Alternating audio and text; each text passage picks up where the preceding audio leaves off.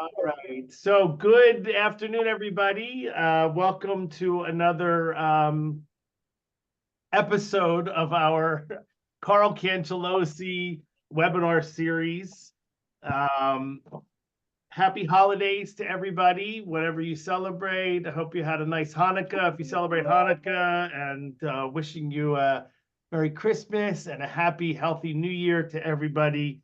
Um, Looking forward to a wonderful year in 2024. I want to remind everybody that this webinar is being recorded. Thank you to Joan Geiger and this wonderful esteemed panel for all the work you did in putting today's panel together. In order for you to get CLE credits, if you registered and you paid for the credits, you have to fill out the quiz online. And at about 12:30, I will give you the code to the quiz, the answer to the quiz that will give you credits. It's like your CLE code.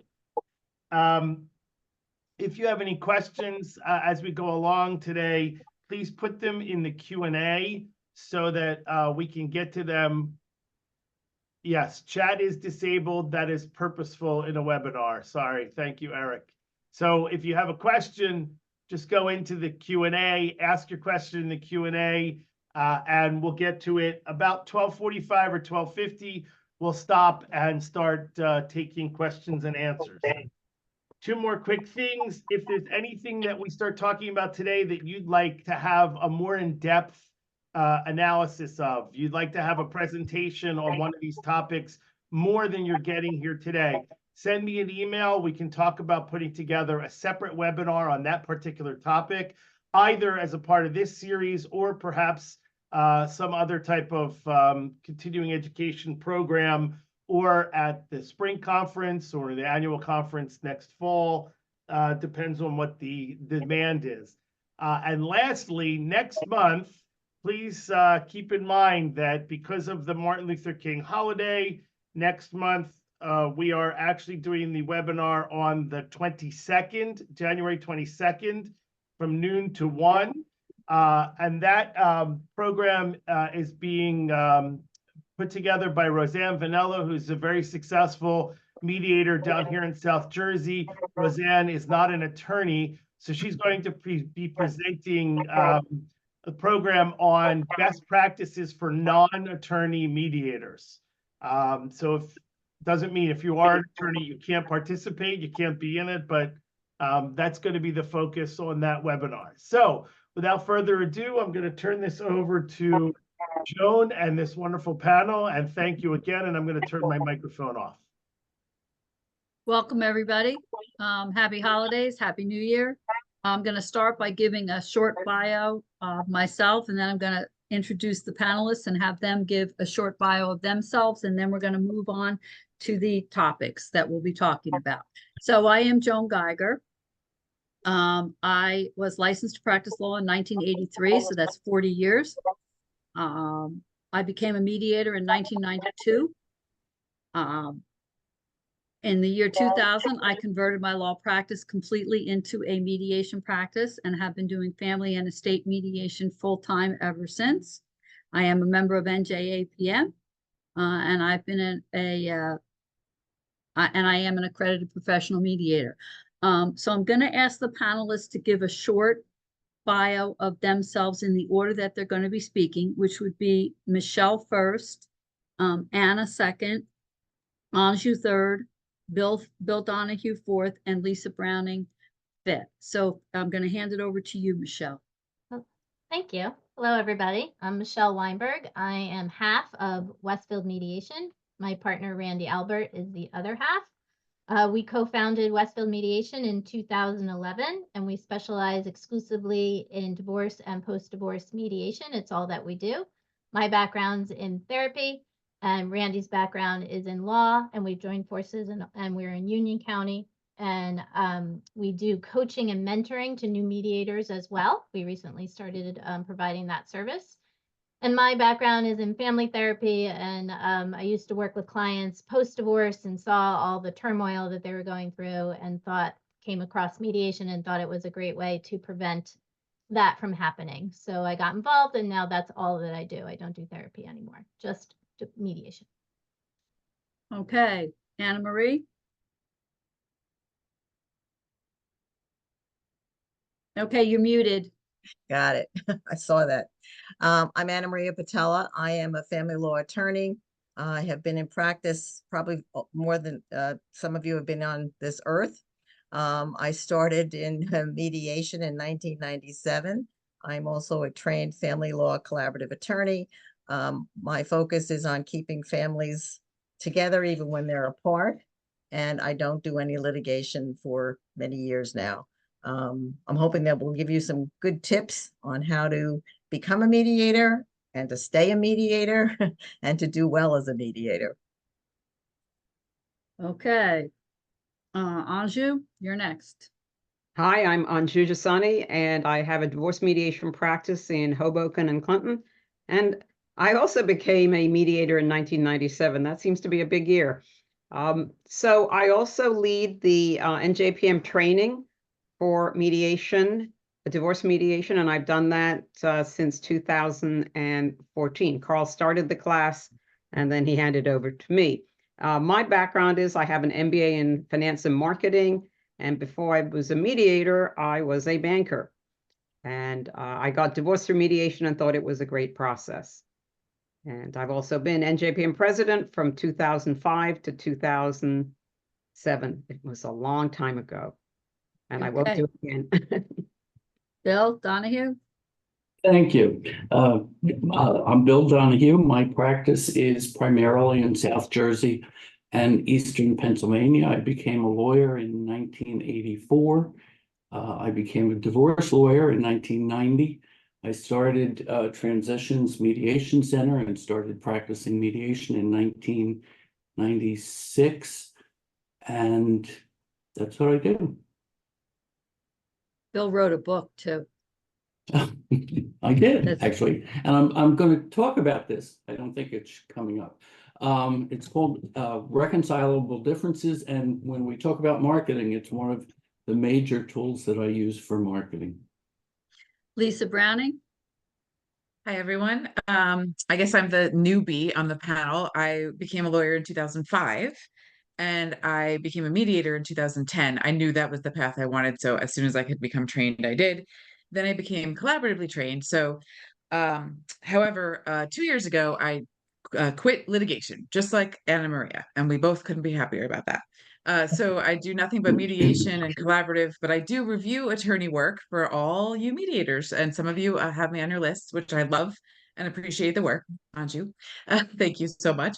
So, this is my passion. I have my own firm now, so I, pick and choose my clients. And I guess that's about it. I'm mostly in Central Jersey, anywhere though from Warren County down to, Monmouth and Mercer, Middlesex, Hunterdon, everywhere in between, Somerset.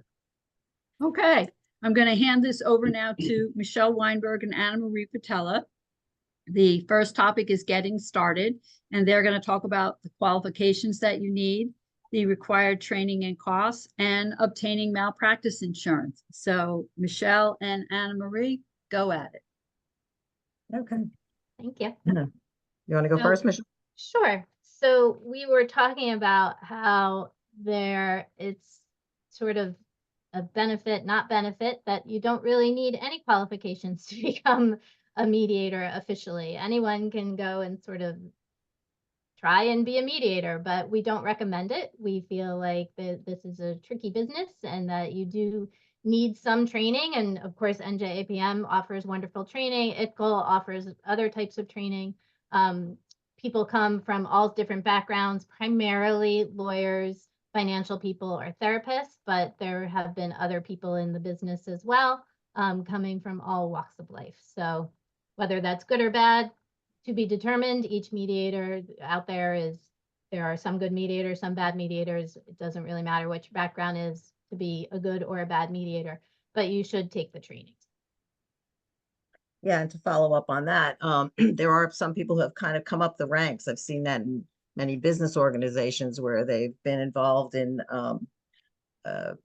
contract work, or they've been involved in personnel disputes and so forth, and they transition on to becoming mediators, some without training and some then do get training. Of course, we recommend training. There's also the Academy of Professional Family Mediators where you can get training. There are groups in California that offer training. Forrest Mosten, Mosten, is one of the, landmark people in California who offer training. In my personal opinion, I think that it's not just taking an initial training, it's taking subsequent training that's going to make or break a good mediator and attract more clients by virtue of their experience and the depth of their background. So I would urge anybody that is encouraged to look into this, to certainly look into what kind of help they can get to bolster their background. The costs are going to vary. There's every size fits all for different types of training that you may take. Our training through NJAPM is excellent. I've been involved in that. There's role play involved for those who have already attended. They know that. But the syllabus is available online, and you can see what they offer. They'll cover every topic that's necessary for a family mediator. I know there's also a civil program. I haven't taken that. Michelle, did you take that? I have not. I'm just divorced. Okay. But all of the information is on the NJAP website, so certainly it's available, and anyone can certainly direct you to the people who would be involved in that civil mediation. As far as malpractice insurance is concerned, NJAPM offers a very affordable policy. I think it's under $400 or close to that mark. Most attorneys probably won't have that issue because it's part of their own malpractice insurance. But definitely, if you are a non-attorney, you should look into malpractice insurance. You just don't want to be surprised in the event something should go awry, whether it's accurate or not, to not have coverage to resolve whatever that particular dispute is.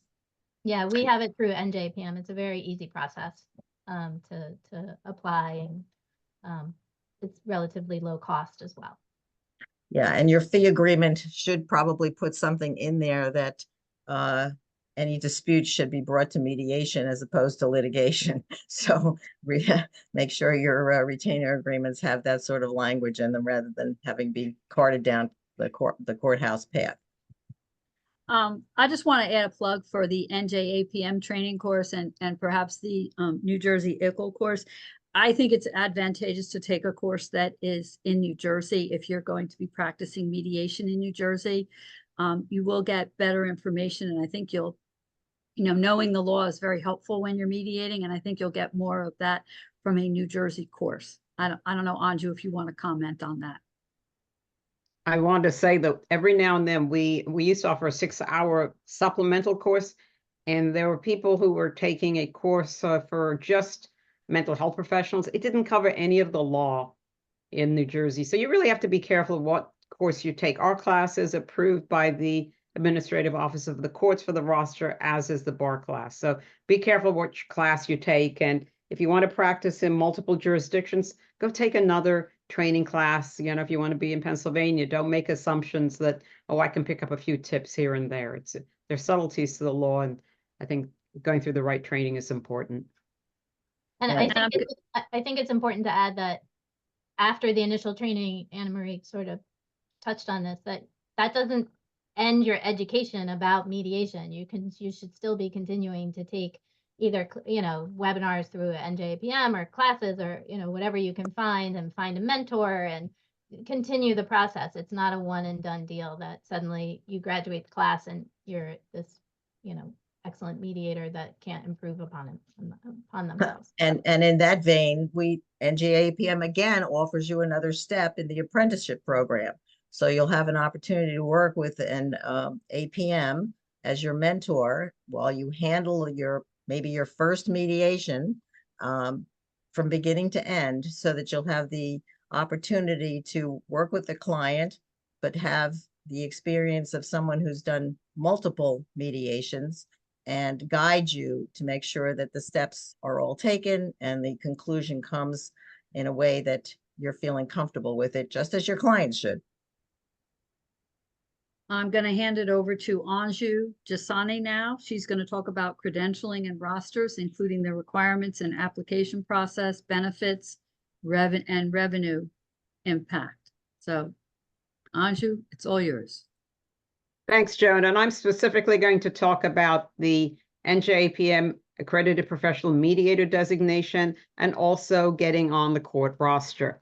And one of my messages is that credentials help. And we'll talk a little bit about that. So what's a credential? A credential is a work-related or educational-related designation, which is issued by a third party with relevant authority to issue such credentials. So it's a third party saying you have the ability or the education to qualify to do something. And I think, Joan's going to talk a little bit about imposter syndrome. This not only tells the world you have competence, it tells yourself that you're not an imposter. Someone else, a third party, has approved your credentials. And I thought that was really important to me when I started my practice. So why is credentialing important in mediation? First, there are no licensing requirements to be a mediator. Anyone can put up a shingle. Michelle's talked about that. There's no educational requirements. If you want to do private mediation, you can do that, just like you can call yourself a consultant. This tells the public someone's vouched for you. And for the court roster, you may get cases. And I'm going to talk a little bit about why you may not as well. For NJAPM accreditation, both your colleagues and the public will look at that extra criteria as you're committed to the field, right? It's something that not everyone has. They're under 100 APMs. And I really think that more people should be applying. It's not as onerous as it seems.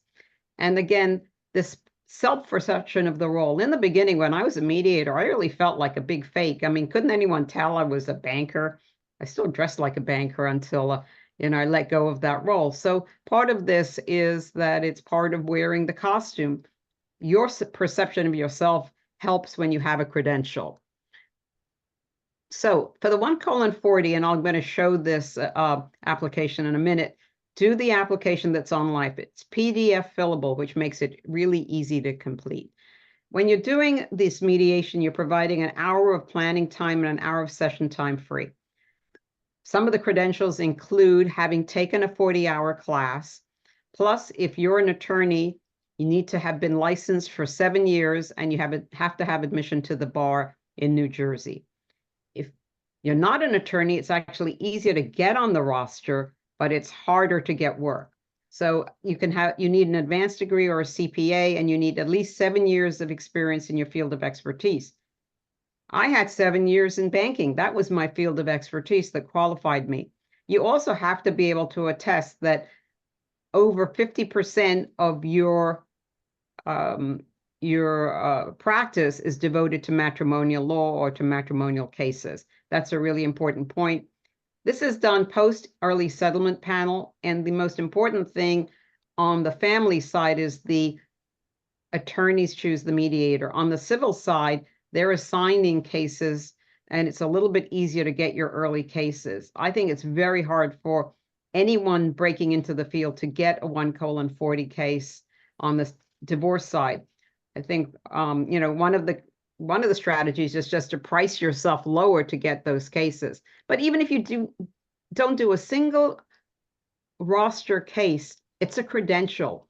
And I use this a lot in my marketing, that I'm a 1:40 divorce mediator. Clients don't understand that, but they see a designation and that makes them feel comfortable. Oh, the court approved you. So I suggest to everyone, when you finish the 40-hour class, apply. You don't need a single hour of actual mediation. On the divorce side, once you're qualified, once you get conditionally accepted, you have to do 5 hours of mentoring. But that's observation. It's not doing any actual mediations. On the civil side, you have to do the mentoring before you apply. So there's some quirks in both of this. I'm talking mostly for the divorce side, but it's an important point. Okay. Are you finished? I'm going to just talk for a minute about NJAPM accreditation as well. Thank you. And so again, I'm really urge people, and I talked to 2 people on the panel, and I'm trying to get them to apply because it's important to NJAPM that the APM credential lives on. When NJAPM first started, they did grandfather in a lot of the first members, and it is a tedious task in some ways, but it's worth it. And I use that APM in all my marketing. If you are an APM, you get to use this great credential. You can use it in marketing. Every email that Bruce sends out, he uses the logo. So good for Bruce that he does that. In terms of application, you need 100 hours of mediation experience. 48 hours can be from an internship, the one that Anna Maria is talking about. In order to fill in the application, you have to include 15 summaries of cases, 4 MOUs. So in terms of the qualifications, you do require an undergraduate degree. A graduate degree or professional license can be waived, although it's a requirement. So we're becoming much more liberal about that. And you do need a 40-hour training certificate. So that's really all I have. I have links, and I'm glad to share this with you. Let me stop sharing this. I think I have a minute left, if anything, but I wanted to share the application with you. It's online, and you can see all of this is fillable. So, it's not hard to fill in this application. It's 1 page. Thank you, Joan. And if there are questions, I'm happy to answer them after the other speakers have gone. Okay. So I was just going to say, as Anju said, I don't think that you should be intimidated by the application to become an APM. I mean, if you think about it, the 100 hours is not really that onerous. You think about the cases you have, that's maybe 5 cases, 6 cases. It's not that bad. So really, I think don't be put off by it. Jump in. I usually say it takes about 2 years to be able to apply to be an APM if you're starting out, because the cases come slowly, but it's definitely worth it. And Bruce really maximizes using that credential. I admire you for doing that, Bruce. I also just want to add that there's a national effort that the APFM, the Academy of Professional Family Mediators, is working on. It's actually really an international effort to standardized credentials. And what we've learned, quite frankly, is that our accreditation standards are not nearly as stringent as many of the other mediation organizations around the country. So there probably will be more to come about all of that in the future, but we just recently spent some time revamping the APM process through the NJAPM to make it a little bit more streamlined, and we're hoping to encourage the more experienced mediators to do this, as it's a good marketing tool for you, but it's also good for other mediators, the younger, less experienced mediators, to know who are the more experienced ones who they can go to for advice and consultation and things like that. While we took a quick break, I'll give the code. So don't have to interrupt you again another 8 or 10 minutes. The code for CLE credits for today is divorce and family. Divorce and family. Thanks for letting me interrupt. Okay. I'm now going to hand this over to Bill Donahue and Lisa Browning. They're going to talk about getting clients, which is the thing probably most of you really want to hear about. Thanks, So, Lisa, as we talked about earlier, I'm going to start off. Is that okay? yes, absolutely. Okay, great. So over the years, I have built a practice that now is what I do full time and has been for probably 10 years or so for the most part. And the way I look at it is there are 3 components to getting business. The first is networking, the second is marketing, and the third is advertising. They're somewhat distinct, but they're also intertwined in a way. Networking is just getting yourself out there, introducing yourself to people, letting them know what you do and who you are. There are a lot of organizations that you can join or that you don't necessarily have to join where you can do networking. The Chamber of Commerce is really good. For years, I was a member in Philadelphia and New Jersey. Almost every area has a local one. We have a Cherry Hill one. There's one down in Gloucester County. When you go there, you get a chance to introduce yourself and talk a little bit about what you do. And it's really important that you have a concise, I know a lot of people call them elevator speeches, but something that can just sum up in a sentence or two what you do. You know, something along the lines of, I help people get divorced and save them a great deal of time and money and get a better divorce that will meet their needs going forward. Something along those lines that you can tell people, because there's one thing you have to remember with building a mediation practice that's different from building a law practice. Everybody knows what divorce lawyers do. Most people don't know what we do. And so you not only have to get them to know you, you have to get them to understand what you do and why it's in their benefit to do so. So I mentioned chambers of commerce, but there are other business advocacy groups and there are civic organizations, Kiwanis, Elks, Rotary, there's a whole bunch of them. They do dinner meetings, they do luncheon meetings, some do breakfast meetings, and they want speakers. If you find out who runs a particular chapter, just send them a letter, call them, email them, say, this is what I do. I would love to talk to your group if you're interested. The one thing that's important to remember about marketing yourself is everybody you talk to in life, wherever you are, is either a potential client or a potential referral source. Everybody knows somebody who's getting divorced.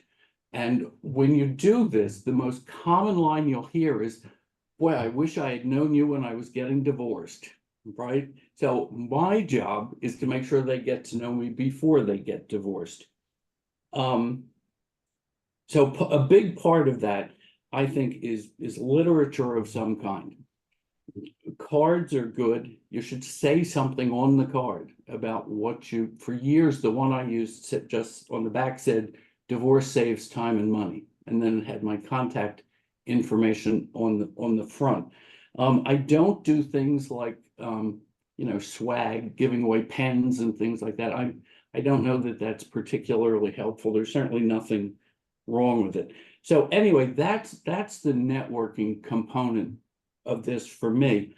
And I'll just jump in on that, Bill, if you don't please mind. do. Yeah, I'm sorry. Go Okay. ahead. No, that's okay. Because I think when I look back at how I started out here, and I'm going to talk about imposter syndrome later. I think that's my topic later.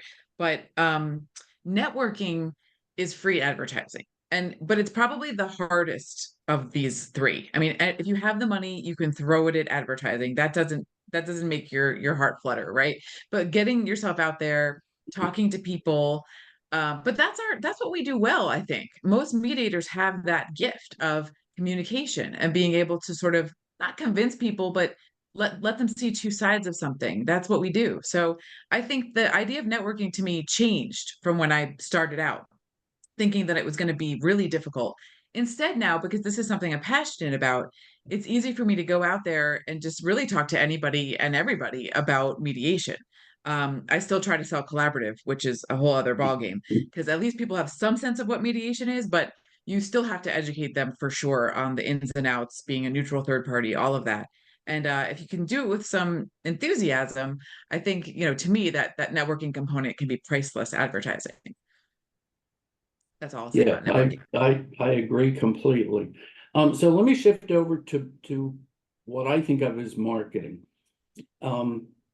In the materials that I think, Anja, you're going to send everybody after the program, I put in templates of letters that I've used over the years to introduce myself to people that I think could refer clients to me.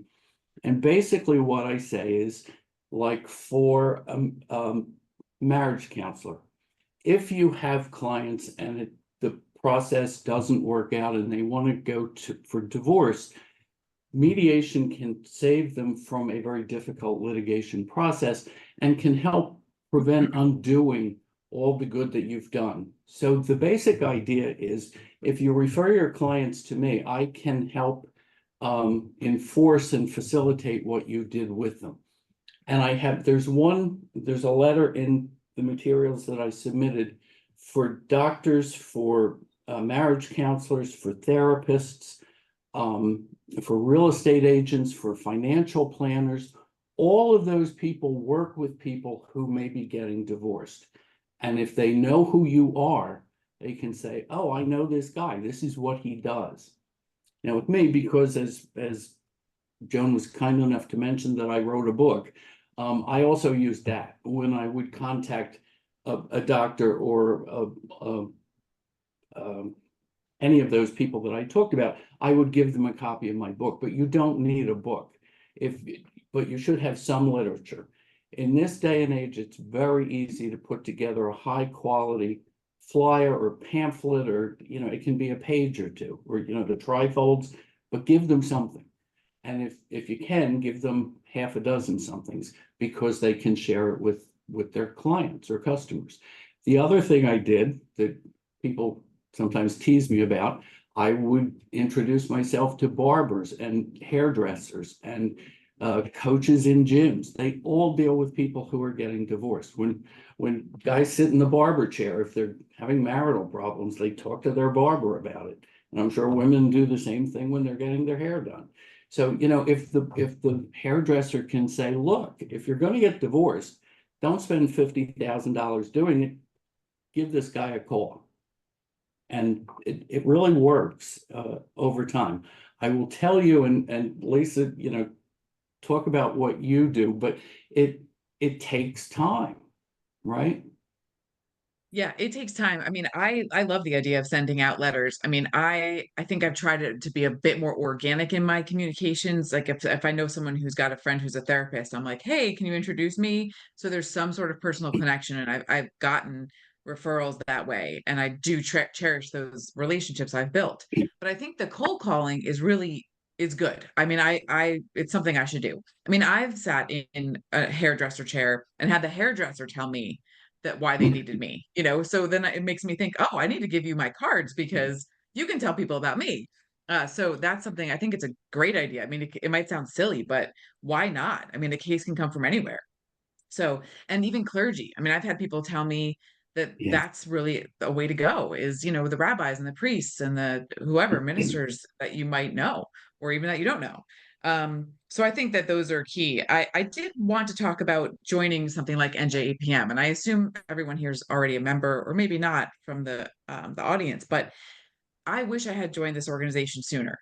And I'm not even trying to plug NJAPM per se, but to me, this is one of the more well-run organizations, and I really appreciate that. There's always people to talk to, and I run my own show now, so I'm just me.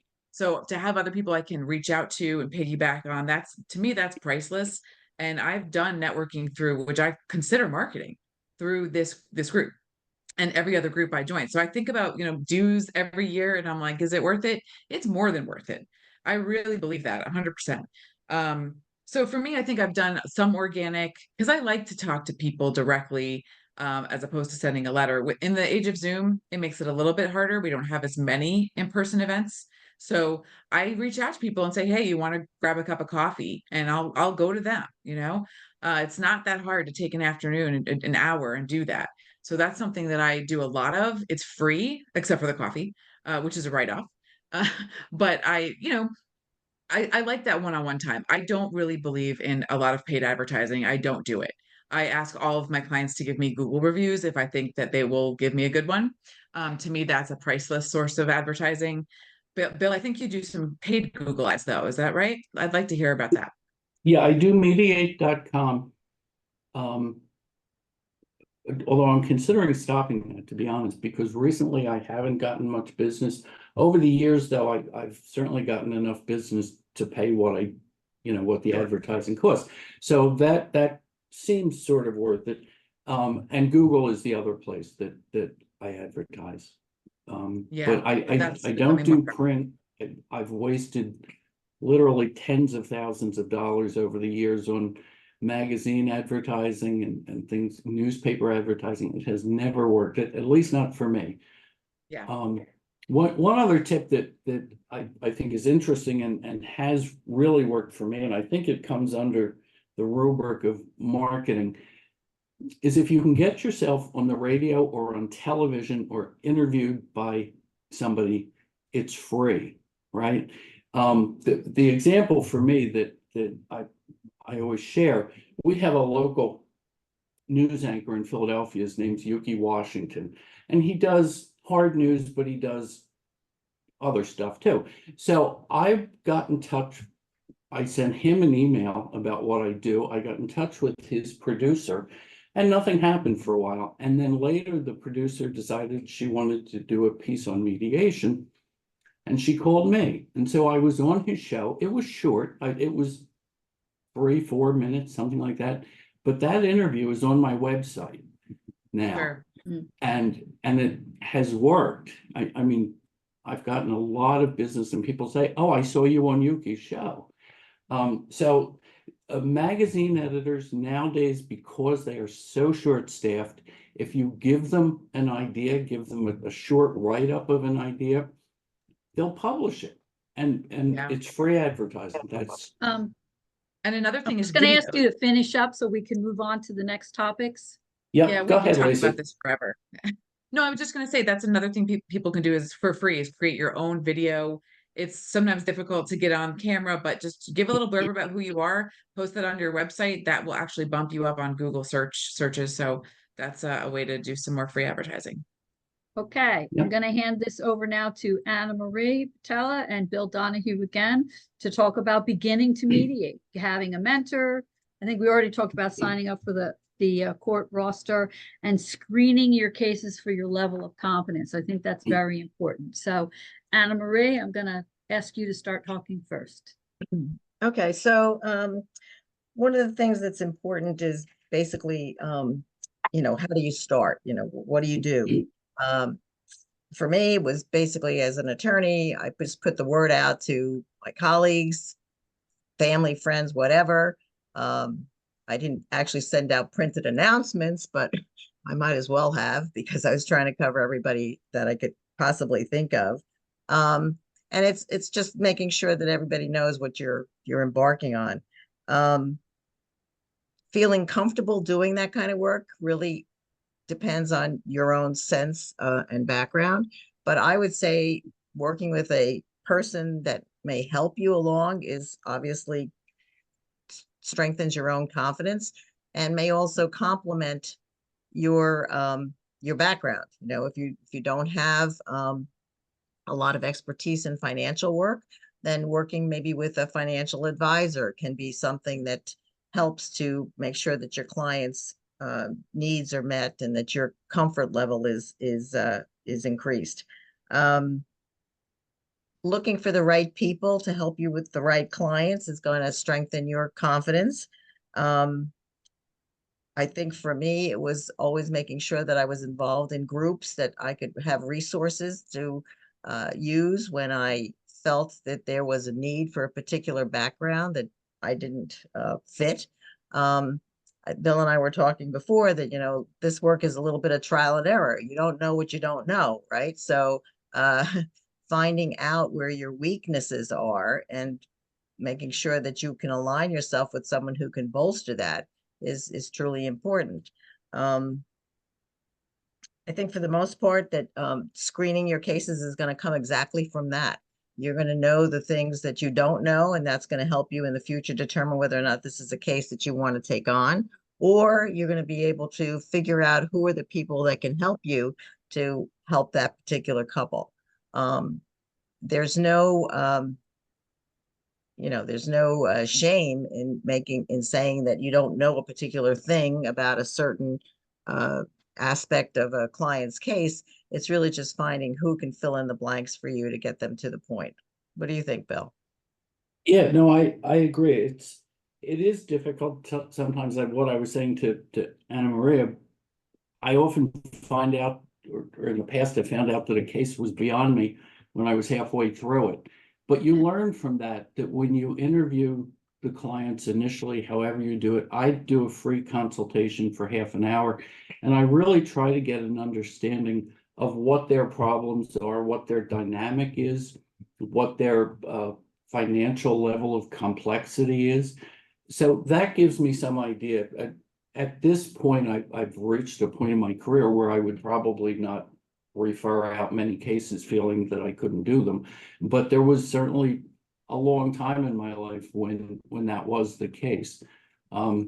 So the more you can do before you start the case to get an understanding of who the people sitting in front of you are, the better you'll be able to gauge whether it seems like something that you can do. I wanted to touch briefly on mentoring, because through my career as a mediator, I've had some really wonderful people. There's a mediator, I'm not sure she's still practicing, but Janice Countess, who 25 years ago, when I started this, was just incredibly kind and generous with her time and help. The other one, I trained with Tina Rubenstein, and she was also, she said when I was leaving the course, if you ever have questions or problems, call me. So I took her up on it, and she couldn't have been nicer, and just helped me, answer questions that where I didn't know where I was going in a particular case. So if you can find someone like that, and you will find that the mediation community is incredibly generous and self-supporting. Be involved in the association. Come to our families special interest groups. We meet once a month on Thursday. I think it's the third Thursday at 11:30. There are highly experienced mediators there. So even if you're not in a formal mentoring program, it's mentoring of a sort. Ask them, ask us questions, say, I'm having a problem with this case. And people are just incredibly willing to help you with those kinds of problems. Yeah, you'll get a lot of creative ideas. It'll kind of get you to bump along, go, go back and look at it in a different way. So the organization is a tremendous resource, and it's fun to, pose a question to your peers and see what their reactions are. Okay, I'm And gonna it's great. hand this, go ahead, Bill. No, I was just going to say it's great because what it helps you understand is how many different answers there are. When you have a problem, if there's 5 or 6 different experienced mediators, they may approach the issue very differently. And I think that's a great learning experience. And don't forget about the apprentice program for your first case. Go ahead. I'm gonna hand this over to Michelle and Lisa to talk about feeling confident. How long does it take? And talk a little bit about imposter syndrome, and then any final advice from any of our panelists on any of these topics, and then we will open up to questions. So Michelle and Lisa. So I feel like any new career that you start, you're not your best on day one. You're still in the learning curve process. So we all could use some support from day one. You're not confident your first day. Hopefully you're a better mediator today than you were on, your first day of doing this. And it takes a while to understand the process and get better at it and become more normalized of it. So I feel like getting the mentor, Carl was a wonderful mentor for Randy and I, and we miss him dearly. But there's other people in this organization, outside of this organization, but find somebody to help support you, because you sort of don't know what you're doing. So the NJAPM program offers the apprenticeship. We started at Westfield Mediation, a coaching and mentorship program, so that you can sort of get your feet wet. You can observe some live mediations. We can hold your hand on how to build your business. It's helpful to have that extra layer of support because you're not confident the first day. And I think we talked a little bit about how you never want to feel so confident that there's nothing to learn, right? So even doing this many, many years, you're always able to learn new skills. I mean, I think it's fascinating how so many, like Bill just said, you could have 5 different mediators approaching it something differently. You can learn something from every single one of those other mediators, even still, because that approach might be something, oh, I never thought of that. Because we all get stuck sometimes with an unusual situation, or even just a part of a case where it's like, But, for me, feeling confident, I still have imposter syndrome about being a lawyer. And when I realized why I have that, it's because I really am not someone who's well equipped to take an unreasonable position and sell it to a judge. That's not something I've ever been comfortable with. I'm not good at it. I don't, my moral compass, I mean, I'm not trying to judge, but I've known that my true skill set lies in being able to tell people, look, this is how this is going to settle. I'll tell you today, and we'll mediate for 5 weeks, and then at the end it'll be this, you know. And of course, I don't say that, but that's where my confidence comes from. It's knowing the right answer. And you know, my family doesn't think this is such a great skill, but I think my clients do, because you know, I'm telling them, look, you know, we're going to get there together. You're going to come to this conclusion, but I'm going to nudge you along because I know how this is going to end. You know, the confidence comes from experience. There's no doubt about that. The longer you do something, the more confident you feel. But I think you also have to feign that confidence to a certain extent. You know, it's the opposite of imposter syndrome. Have that, you know, confidence syndrome of, I know exactly what I'm doing and I'm going to, you know, present this to the world.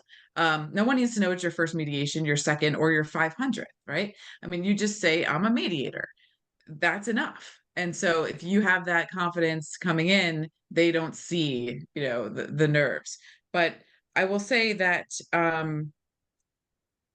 think the passion brings out, for me, the confidence. And so it's not a question of, oh, I've been doing this for this many years, so now I feel confident on day 45 or 750. It's no, it's bringing it, you know, from inside. And so that isn't something necessarily you can teach, but I think the more that you see how other people do it, it's helpful. So I'll also give a pitch for the apprenticeship program. I wish I had done something like that. I did, with a few people actually on this call, have some apprenticeship experiences, but not like that. And so I think it's a really invaluable program. Michelle, anything else to add, or should we move on to final advice? Well, I just think to normalize that it's okay to be a little shaky in the beginning. We've all been there, and that we understand where you're at and we understand the potential where you can be. So, you know, like I said, reach out for that support and you will find it. Okay, anybody have any final advice before we open up for questions? Yeah, so I would say that one of the things I learned when I was a very young attorney starting out, I ran into a much more experienced attorney in the elevator in the Bergen County Courthouse, and he was talking about his experience and so forth. And he basically told me, he says, well, you're not really going to feel like a lawyer until you've been doing this for about 20 years. And I thought, oh, well, God, that's devastating. But I don't know if he really meant 20 years. I think he just meant you have to get comfortable in your shoes. And I think one of the things we have to do is make our clients comfortable in this process. They have to know that we have confidence in them in terms of coming up with a solution for their problems. It's not just us solving their problems, it's them being capable of doing what they need to reach a resolution. So if we can That's a great impart that point. on them, I think that'll make everybody feel better. Everybody in the room's got to be confident. That's a really good point. Absolutely. Because again, it's their settlement, right? It's not yours. You know, you are facilitating that from them, but it has to come from them. I want to say that you have to be careful. And when you're starting out, you're so desperate for a case, you don't really figure out, should I take this case? And is mediation the right approach? I recently referred a case to Anna Maria where it's a very serious hedge fund manager, very, you know, deep in finance, married to someone who knows very little. And I knew that collaborative law was going to be a better model for that case. And, you know, as much as I want business, I also want to first do no harm. And I think that case was not a case that was really, mediation would have worked, but it wasn't the best model. There are other cases where I just say from the beginning, you know, most cases can be mediated, that there are a few that not, and some of them are so complicated, you don't want that as your first case. You know, you want 2 W-2 employees and you want everything, you know, open. You don't want to start valuing a business in your first mediation case. Yeah, that's such a good point. And I was going to copy what Bill said earlier, which is I do now give these free, I call them 15 to 20 minute free process consultation, because I want to vet these people. That is what I do it for. Of course, I want them to vet me as well. But for me, it's all about, do I want this case or do I want to refer it out? And I love referring cases to other professionals because they remember you too. So I try to refer to everyone I know as much as possible if I don't think it's a good fit for me. And I'm not afraid of letting that go. Yes, I want cases, but I want the right ones. And I just want to comment, I don't refer out as much as I bring in. Hmm. So, I will sometimes say to clients, this is a case where it's gonna go a lot better if you bring your attorneys into the mediation. Or, a lot of times I will have them call another expert right in the context of the mediation. I don't give tax advice, but I'm very good at asking questions about taxes. I don't know the answers. And I'll say, well, let's call your accountant and ask right now, or ask your accountant and get back to me. So I like to bring in third parties, and that's something I've borrowed a little bit from collaborative law. Yeah, You know, that's a collaborative good law is point. very big on involving third parties, and I think there's a lot of value to that. Yeah, and it takes it off of your shoulders too. You know, I don't give tax advice either because I'm worried that I'm giving the wrong advice and I don't want that to be a malpractice issue down the line. Plus, there's someone who's an expert in this. So with collaborative, you know, I'm not great with the emotional stuff, even though my mom was a licensed therapist, but I will use those divorce coaches like crazy because that's their field of expertise. Makes your job easier too and kind of more fun because you can focus on what you do best. Any other comments? Okay. I was just gonna say one thing. Years ago, when Bill had written this book, I don't even know when it was that you wrote your book, but it was a while ago. I'm gonna go Oh see my the- God. It's 21 years ago.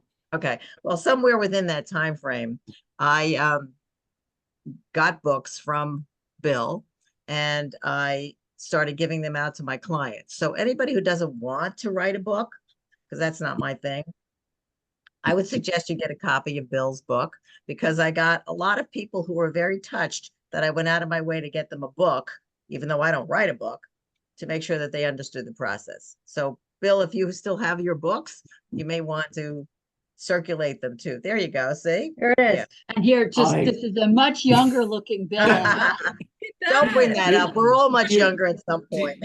Joan, I had a client come in a couple of years ago and I gave the book, I give it to all my clients because hopefully they'll pass it around afterwards. And she looked at the back of the book and she goes, "That's not you." And I went, "Yeah, actually it is." It was, yeah. And it was, yeah. So we have one question and one piece of information. So Suzanne wanted me to remind everybody that in order to become an APM, you have to have been a member of the NJAPM for 2 years. It's one of the criterias. Somebody asked a question. I don't remember who was talking about this earlier. Can you give some examples of what you meant by bolster your background? I don't remember who said that. I don't I was either. just I thinking, know. was I it think- Anju? I Yeah, had her Anju. waiting till the end.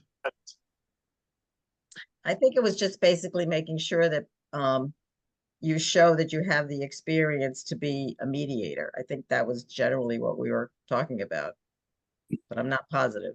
All right, well, that was Dana. So Dana, if you remember who said that and you want to send that person an email and ask them a little bit more directly about what that means, feel free to do that. Question, if you don't mind, Bruce. Nope, Um, go ahead. the 2 year requirement, I don't mean to be crass, but is that, you know, you've paid your dues 2 years in a row, or is it 2 full calendar years in order to do the application? I'm going to wait for somebody to answer that for me because I don't know the answer. I think it's probably. I don't know if 2 years anybody in a- knows the answer. My guess is it's probably 2 years in a row. All right, here we go. Oh, so it was me. I said, Yeah, Dana yeah, I don't know if said, you yeah. guys have seen this. Anna Maria, was you. But somebody also mentioned that Andrew might have mentioned it about being relative to third parties, the issue of bolster your background. Anybody remembering anything more about it? So Well, my view is that she interpreted the word bolster, but for me, it's the idea that it's, hey, I just, I put 2 credentials after my name, and that is bolstering your background, or it is shouting to the world, hey, I've got credentials that Yeah. maybe someone else doesn't have, that may be relevant to the client or not. So you sell whatever you can in terms of mediation. I love the people like Jeff Urbach, 15 Oh. designations after his name, right? And Michael Lehner. So those are the business appraisers, the forensic people really know how to bolster their background with all those letters. Yeah, I think I just meant that you try and get as much experience as you can and training so that you're feeling more comfortable being able to handle different situations. Yeah, and I would add to that, Anna Maria, that, you know, every opportunity any of us have to improve ourselves through education, webinars like this, any kind of, you know, continuing education programs that are meaningful to the practice, we should do them. That's what makes us better mediators. Joan? So I think Michelle is an example. Her background is an example of bolstering her background. If you see all the degrees in the background, and I have in my office, I don't have it in here, but I call it my me wall. And it's got all my credentials hanging up. And the point is not for me, but so when clients come in and they see that, makes them feel good. I know I feel good when I walk into a doctor's office and I see that they're, you know, they're licensed, they're real people, you know, they really have degrees. It doesn't hurt. When they say they're in the top 10, they get, those top awards, it does I say know. something. It's like it's for you. They make a buying decision and immediately they have buyer's remorse that, hey, maybe I should have gone with this other mediator instead of you. So that there is some of that. There's a question from Margie. Wait, before you get to the question from Margie, I just want to clarify something so everybody's aware. There seems to be some, maybe some confusion about the code. The code I gave you before was divorce and family. There may be another code that we're not sure is practice. If you try one and it doesn't work, try the other one. I apologize. I don't know why there's confusion here. But it should, and if you have a problem, just email me, because we have a list of who attended the webinar today. So it should be divorce and family or the word practice, and I apologize for the confusion. So the last question is for all of you, from Margie, who asks, how many of you track whether your cases settle or not and conduct a post-mortem to analyze how you could have conducted the mediation better or differently or not? Does anybody track these things? I don't track win or losses, that's for sure. I do my postmortems either in my own head or if I'm working with other people on the same matter, then we'll do a debrief to see, you know, what we think went right, what were things we should have done differently, that sort of thing. But no, I don't keep a scorecard. I'll jump in on this. I don't either. I don't. Oh, go ahead, Lisa. Go ahead, Lisa. I'll be quick. I don't either. I definitely don't keep track of that, but most of my private mediations do settle. The ones that don't are the ones where it's a post ESP and it was clear that the people weren't very interested in settling anyway, but they're forced to go to mediation. And in those cases though, where I think the people are making a genuine effort, I try to do a postmortem with those attorneys and I say, look, this is how close we got. You just have to do this, this, and this, and you guys are there. I just as a helpful, I give my 2 cents, I guess, essentially. But no, I don't do postmortems. Yep. All the time. All right, Bill, we're going to give you the last word. I do follow up after the mediations, though. I send my clients an email just asking them if they have finalized the divorce. Remember, a lot of my clients don't have attorneys. So I ask them, did you finalize the divorce? Do you have any questions?